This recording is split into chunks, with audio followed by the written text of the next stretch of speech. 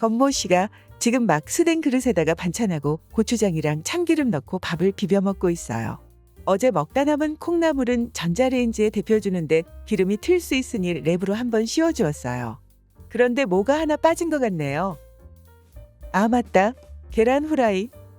프라이팬에 기름 두르고 계란을 넣어 익힙니다. 당연히 반숙으로요. 다 먹었나 봐요. 그런데 뭔가 조금 부족해 보이네요. 아라면 한 봉을 더 끓이고 있어요. 네, 역시 라면은 양은 냄비죠. 잠깐, 건모 씨는 방금 발암물질을 한가득 먹고 있었다는데 대체 무슨 일일까요?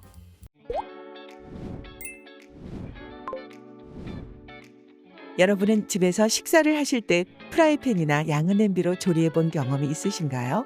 또는 음식을 보관하고 데워 먹을 때 스테인리스나 플라스틱 용기를 사용하고 계신가요? 대부분의 분들이 별 다른 생각 없이 당연하게도 이렇게 드시고 계실 겁니다. 하지만 이러한 식사가 나도 모르게 몸에 독성을 쌓아 암을 유발하고 있다고 합니다. 대체 어떤 것을 조심해야 할까요?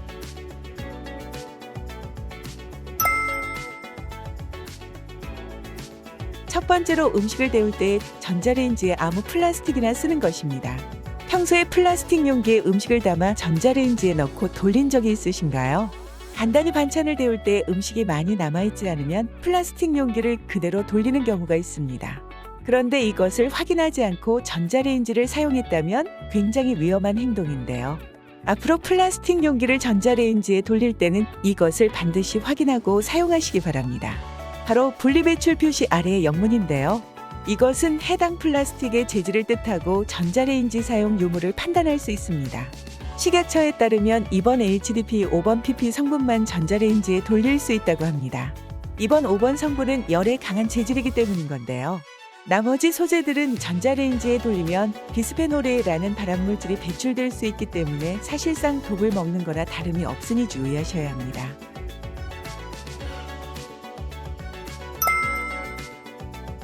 비슷하게 기름기가 있어 튈 것 같거나 넘칠 것 같은 음식을 데워 드실 때 비닐랩을 많이 사용하실 텐데요. 이 역시 암을 유발할 수 있는 위험한 행동입니다. 플라스틱 재질 중 하나인 폴리어마 비닐 재질로 만들어진 비닐랩은 제조 공정에서 프탈레이트 DHP라는 환경 호르몬이 들어갑니다. 프탈레이트는 딱딱한 플라스틱을 부드럽게 해주는 소재인데 이 성분이 들어있는 비닐이 열에 가열되면 프탈레이트가 방출되어 음식에 들어가고 그것을 섭취하게 되면 암, 생식기능장애 등을 유발하는 것으로 알려져 있습니다. 그래서 비닐랩은 섭씨 100도 이상으로 가열하거나 고온의 음식에 닿으면 안 되고 전자레인지에 위험합니다. 또한 랩에 들어간 성분은 기름에 잘 녹는 성질을 가지고 있기 때문에 지방 함량이 많은 기름진 음식, 알코올이 많은 식품에 랩에 직접적으로 닿게 하여 보관하는 것은 좋지 않으니 피해야 합니다. 최근 시중에서 파는 가정용 랩은 프탈레이트가 검출되지 않는 추세지만 프탈레이트가 들어간 폴리어마 비닐랩이 상대적으로 접착력 등이 우수해 아직도 일부 가정용이나 업소용으로는 사용되고 있습니다. 가능하면 실리콘 뚜껑을 사용하시거나 랩을 싸지 말고 사용하세요. 스테인리스 주방용품은 내구성도 좋고 음식이 끓을 정도의 높은 온도로 가열해도 중금속이나 유해물질이 생기지 않아 많은 분들이 애용하십니다. 그런데 스테인리스 냄비나 프라이팬 등을 처음 구매하고 휴지나 물티슈로 닦아보면 까맣게 닦여 나오는 게 있는데요. 그것은 바로 연마제입니다. 연마제의 주성분은 탄화규소로 국제암연구소에서는 탄화규소를 암을 일으키고 폐질환을 유발할 수 있는 물질로 분류하고 있습니다. 문제는 이러한 연마제는 물로 헹궈내도 쉽게 제거되지 않기 때문에 다음과 같은 방법으로 꼭 닦아주셔야 합니다. 먼저 휴지나 키친타월에 식용유를 적당히 묻히고 스테인리스의 표면을 구석구석 닦아줍니다.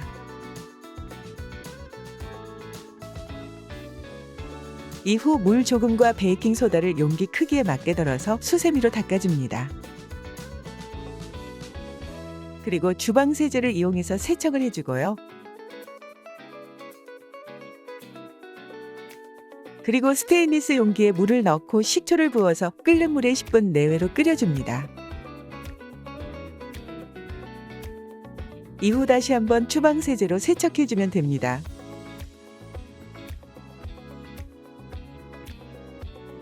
스테인리스는 우리 생활에 꼭 필요한 만큼 우리 가족의 건강과 안전을 위해서 사용 전 연마제를 확실하게 세척하시고 사용하시기 바랍니다.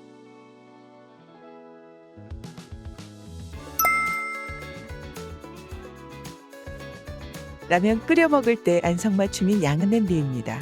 양은 냄비는 알루미늄 냄비로 다른 냄비보다 열전도율이 높아 음식을 빨리 끓이는 장점이 있습니다. 그런데 치명적인 단점도 있는데요. 바로 조리 과정에서 냄비의 알루미늄 성분이 음식에 녹아 들어간다는 것입니다. 음식 종류에 따라 알루미늄 용출량 또한 달라지는데요. 산도나 염도가 높은 음식일수록 알루미늄 용출량이 많다고 합니다. 보통 양은 냄비를 사용할 때 라면 또는 찌개를 많이 끓여 먹는데 이런 음식을 조리할 때 알루미늄이 많이 나온다고 하니 주의가 필요해 보입니다. 오래된 양은 냄비도 마찬가지입니다. 구매한 지 오래되어 색상이 변하고 흠집도 많이 생긴 양은 냄비는 알루미늄이 더 많이 용출될 가능성이 높다고 알려져 있어 식약처에서는 양은 냄비가 오래되었다면 즉시 교체할 것을 권고하고 있습니다. 코팅 프라이팬을 만들 때 들어가는 물질 중 PFOA라는 성분은 발암 가능성이 높은 물질에 속하는데요. 음식을 고온에서 조리하거나 프라이팬에 코팅이 벗겨진 채로 사용하면 PFOA 성분이 방출됩니다. PFOA가 체내에 들어오면 밖으로 빠져나가기까지 수년에서 수십 년이 걸리기도 하며 체내에 머물러 있는 동안 간이나 심장 그리고 혈액 등에 쌓여 독성을 나타낸다고 합니다. 때문에 코팅 프라이팬 제품을 사용하기보다는 내구성이 뛰어나고 발암물질 염려가 없는 스테인리스 제품을 앞에서 설명드린 대로 연마제를 닦아내시고 사용하거나 코팅된 제품을 고르더라도 PFOA가 들어가지 않은 PFOA 프리 제품을 구매하여 사용하는 것이 좋습니다. 식약처에서는 코팅 프라이팬을 좀 더 안전하게 사용할 수 있는 사용법을 소개했는데요. 코팅 프라이팬을 구매 직후 물과 식초를 1:1로 부어 10분 정도 끓여서 깨끗이 세척하고 팬을 닦은 뒤 식용유를 10개 바르면서 3번에서 4번 정도 반복하여 기름으로 길들이면 오랫동안 사용할 수 있다고 합니다. 또한 염분이 많은 음식물을 프라이팬에 오래 두면 코팅을 악화시킬 수 있기 때문에 요리 직후에는 다른 용기에 옮겨 담는 것이 좋습니다. 오늘은 자칫 잘못된 방식으로 음식을 해먹거나 건강을 해칠 수 있는 건강정보들을 알아보았습니다. 인류 문명이 발전함에 따라 음식을 담아 먹는 그릇이나 요리기구들도 편리하게 많이 발전되어 왔지만 정말 중요한 건강을 해칠 수 있으니 위험하지 않은 소재와 조리 방법들을 알고 잘 이용해야겠습니다. 도움이 되셨길 바라면서 다음 시간에 더 좋은 건강 관련 정보로 찾아뵙겠습니다. 이번 영상이 도움이 되셨다면 구독과 좋아요 그리고 알람 설정을 해주세요.